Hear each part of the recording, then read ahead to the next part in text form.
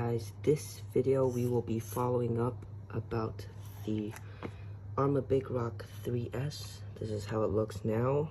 Doesn't look very good, but it's fine. I drove on the beach and bashed it.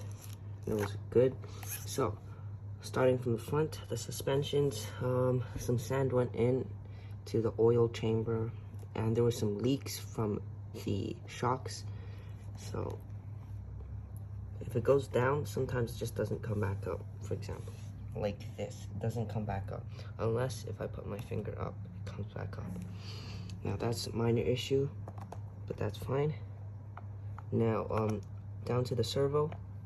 The servo performed okay, not good, but from 1 to 10 I'll rate it a 5. Okay, so there are a few pros and cons. Pros are like it's combined with the ESC and the radio very easily, but the strength and the speed is not ideal for this car. It's really slow and there's not much strength. So if you get something like stuck, if you get your wheel stuck on a rock or something, it just doesn't turn very well.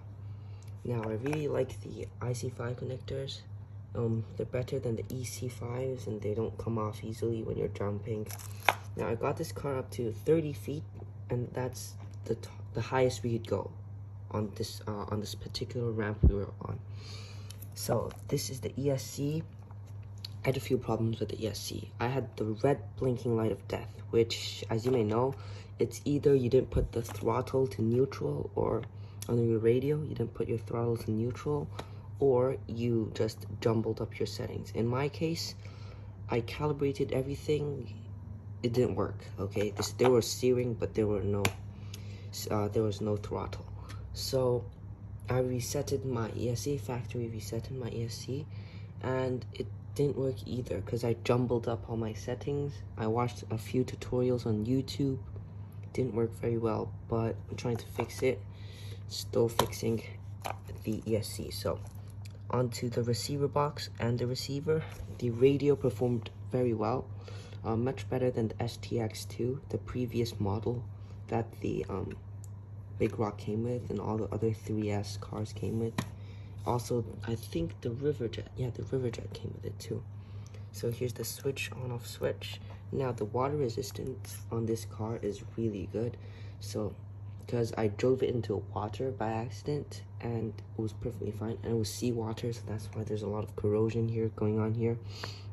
Now, another problem with the drive shaft. So as you may see here, this protection thing, the red thingamajig, always gets in the way with this. So sand gets stuck in, roots a whole chunk of plastic out, and now you can see the aluminum inside. Because I think a piece of sand got stuck inside a little piece of gravel, and then kept on spinning, which caused this chunk to get ripped out. That's something I need to fix.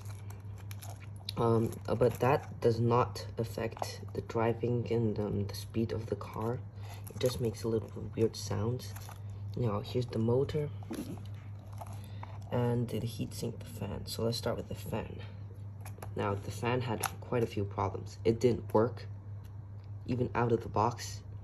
It worked for like 5 minutes, 10 minutes, and it stopped. So I tried to fix it, but it didn't bother me to fix this fan. Now the motor, as you may see, the motor was bent. This is the drive shaft. It's supposed to be parallel with the motor, but it's not parallel, no. So as you may see, it's been tilted this way, like this way, upwards a little bit and then sideways a little bit. So gotta fix that too, but it doesn't affect anything too. Suspension, very good. On the back is really good. On the front, there's just minor issues. For example, the suspension not coming up properly. And then the wheelie bar, I prefer not to have the wheelie bar. I like to do 360s. I like to do black flips and stuff. So I could remove it, but I wasn't bothered to remove it. So it's really easy to access, but this thing takes a beating. Now when I mean takes a beating, I crashed into wall. That's the damage. Okay, it's just that little damage. Normally your car would just split into tiny little shrapnel pieces. But this held up very well because of the plastic chassis and everything's plastic, really good. Now overall, I rate this car 7 out of 10.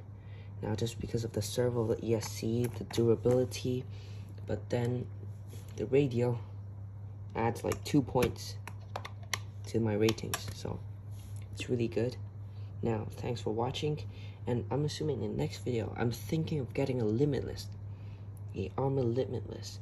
So I'm gonna try to get it over 100 miles per hour. So hope you guys like this video, and stay tuned for the next video. Please subscribe and give a like, support my channel, and there's gonna be merch coming soon. Thank you.